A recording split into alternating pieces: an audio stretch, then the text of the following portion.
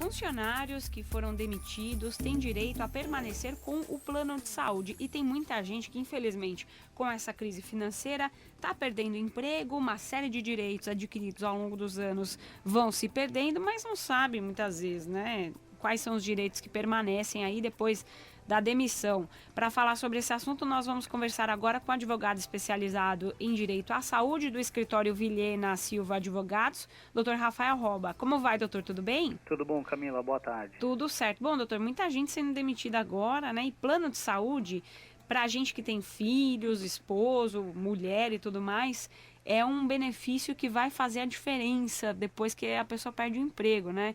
Então, esse funcionário tem direito a plano de saúde por algum tempo? Conta pra gente como é que funciona, doutor. Isso mesmo, Camila. Bom, a partir do momento que esse funcionário se desliga da empresa, ele tem o direito de permanecer no plano de saúde caso ele tenha contribuído para a mensalidade desse plano enquanto ele estava ativo na empresa. A partir do momento que ele se desliga, ele pode permanecer na proporção de 1/3 para o tempo que ele trabalhou, sendo no mínimo 6 meses e no máximo 2 anos. E ele, a partir do desligamento, passa a pagar o valor que ele pagava somado ao valor da empresa, ou seja, o valor que a empresa subsidiava desse benefício. Então, só para ficar claro, se ele for demitido num período de 2 anos, ele ainda tem direito.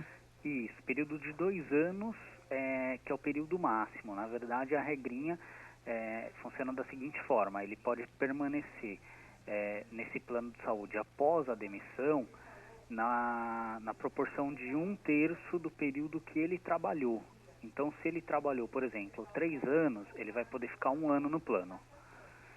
Se ele trabalhou 10 Se ele anos, trabalhou 10 anos, ele pode ficar nesse prazo máximo de 2 anos, caso ele tenha sido demitido, tá? Agora, existe uma outra regrinha que é para os aposentados, tá? Para os aposentados funciona da seguinte forma: o aposentado, se ele trabalhou na empresa antes de se aposentar por mais de 10 anos, ele pode permanecer nesse plano por tempo vitalício após o desligamento da empresa. Agora, se ele trabalhou menos de 10 anos, ele pode permanecer no plano na proporção de 1 ano para cada ano trabalhado. Ou seja, se ele trabalhou 6 anos, ele pode permanecer no plano mais 6 anos após o desligamento. isso é muito interessante que o senhor conta pra gente, principalmente essa questão dos aposentados. Tem gente que se aposenta e continua trabalhando, né, naquela empresa. Trabalhou às vezes 20, 30 anos naquela empresa, depois é demitido já como aposentado e não sabe que tem direito a esse plano de saúde. Isso o funcionário precisa pedir ou é automático? Como é que funciona? Então, funciona da seguinte forma: ele pode é, se, é, optar por permanecer nesse plano a partir do momento que a empresa oferece para ele, no ato do desligamento, a opção, né, de usufruir desse benefício. Se a empresa omitir essa solicitação, não começa a correr o prazo dele aceitar esse benefício, tá?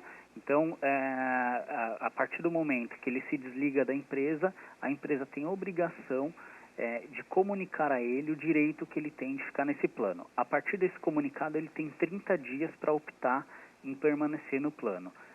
Se ultrapassou esses 30 dias e ele não comunicou à empresa que ele realmente quer usufruir desse benefício, aí ele acaba perdendo esse direito de permanecer no plano. Mas esse benefício, esse prazo de 30 dias, ele só começa a correr a partir do momento que a empresa dá a ele a ciência de que ele pode realmente permanecer após o desligamento da empresa no plano de saúde. E se a empresa não fala nada, simplesmente desligar o funcionário e não avisá-lo que, no caso dos aposentados, teria direito a um plano de saúde vitalício, o aposentado vai embora, é demitido, às vezes fica até deprimido em algumas situações, né, porque se dedicou anos na empresa e tal, ele pode recorrer disso, quer dizer, mesmo que passar alguns anos, ele tem direito a isso, de repente, doutor Rafael? Tem algumas situações, Camila, em que a empresa realmente não comunica ao aposentado que ele pode permanecer no plano após a aposentadoria. Então, muitos aposentados que buscaram a justiça conseguiram obter esse benefício porque a justiça entende que o prazo de 30 dias para optar por permanecer no plano só começa a correr quando a empresa oferece a ele essa opção, e essa oferta tem que ser por escrito. Se a empresa não ofereceu a ele essa opção, esse prazo de 30 dias para ele optar pelo benefício ainda não começou a correr. Isso está inclusive em uma resolução da ANS, essa regrinha, né? Isso que o senhor diz é importante porque eu fiquei pensando, bom, a empresa pode alegar que disse e o funcionário pode alegar que a empresa não comunicou. Então, a empresa, para se proteger de qualquer coisa, e o próprio empregador, a empresa deveria formalizar esse oferecimento de plano de saúde vitalício por escrito, então. Isso, a empresa ela deve sempre fazer isso por escrito, inclusive exigir que o funcionário dê ciência também por escrito de que está recebendo esse comunicado, essa opção de permanecer no plano, até para ela demonstrar, se for necessário, em juízo, que ela deu essa opção para o funcionário e a partir de qual momento começou a correr os 30 dias para que o funcionário optasse ou não pelo benefício. Eu estou conversando aqui na Rádio Estadão com o Dr. Rafael Roba, que é advogado especializado em direito à saúde. Estamos falando especialmente sobre a situação de funcionários que são demitidos e que têm direito a permanecer com o plano de saúde.